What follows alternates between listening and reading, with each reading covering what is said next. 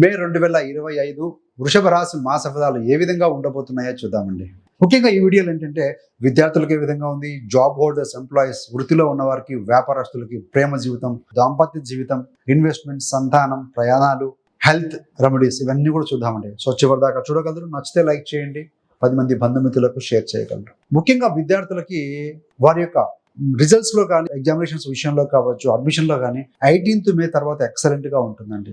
ఎందుకయ్యానంటే కేతు ఇంతకాలం మీకు పంచమ స్థానంలో ఉండి ఉన్నారు. 5వ స్థానంలో బుధుడింట కేతు కాబట్టి అంత ఎక్సలెంట్ కాదండి. సో అదేవిధంగా మీకు ఈ కేతు రాశి మారటం వల్ల, చతుర్థాధిపతి మీ యొక్క రాశిలోకి రావటం వల్ల కూడా రెండు కలుపుకొని 15 తర్వాత 18 నుంచి ఇంకా బాగుంటుంది. 15 తర్వాతనే పాజిటివ్ రిజల్ట్స్ వస్తాయి.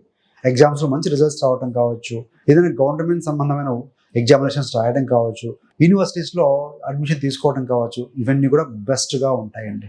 మరి ప్రేమ జీవితంలో చూస్తే ప్రేమ కారకుడు శుక్రుడు, లవ్, అఫెక్షన్, డిజైర్ కారకుడు శుక్రుడు ఈ మాసం అంతా కూడా బలంగానే ఉన్నారు.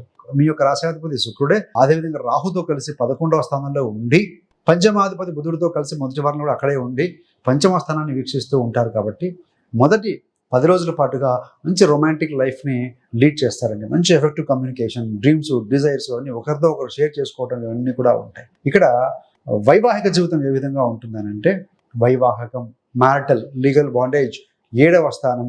7వ స్థానాధిపతి కుజుడు ఎక్కడున్నాడు? తృతీయంలో ఉన్నారు. అంటే కర్కాటకంలో బలహీన పొంది ఉన్నారు. చిన్న మాట పట్టింపులు ఇష్యూస్ వస్తాయండి. స్మాల్ ఫైట్స్ వస్తాయి భార్యాభర్తల మధ్య. టీకప్పుడు తుఫాన్ లాగానే భావించాలి. సో కుజుడి మీద రాహు దృష్టి ఉంది.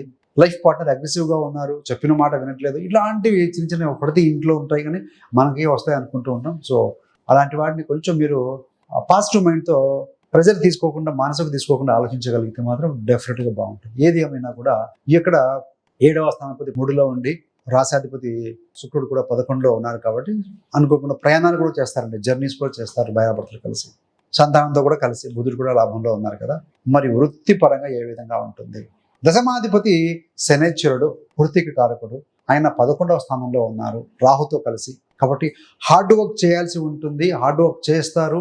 టెక్నికల్ సపోర్టు, టెక్నాలజీ సపోర్ట్ కూడా తీసుకుంటారు. స్మార్ట్గా వర్క్ చేస్తారండి. కాబట్టి కంటిన్యూ ద ఎఫర్ట్స్. మీరు ఎఫర్ట్స్ పెట్టినా సరే ఫలితం వస్తుంది. 15వ తారీఖు నుండి రవి మీ యొక్క జన్మరాశిలోకి వస్తున్నారు వృషభం వారికి. కాబట్టి జాబ్ లేని వారికి కూడా జాబ్ వచ్చే పరిస్థితి చాలా బలంగా ఉందండి.